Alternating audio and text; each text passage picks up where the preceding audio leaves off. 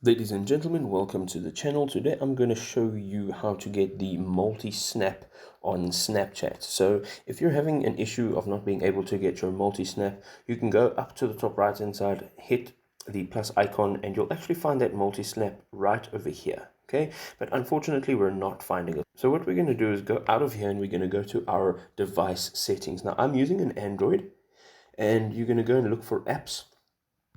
And once you're in apps, you're going to go and look for Snapchat. Now, this can work. It's not to say that it will work for every single user. However, if you do try this, you have a good chance of having this feature work again. So we're going to look for Snapchat over here. And once we've found it, we're going to open it up. And within this menu, we're going to look for the storage. And over here, we want to go and say clear cache, and that will be cleared, and then you can go back into Snapchat and actually see if that feature is now available. You can also uninstall the app, and then you can install it again, and you can see if it then fixes the problem.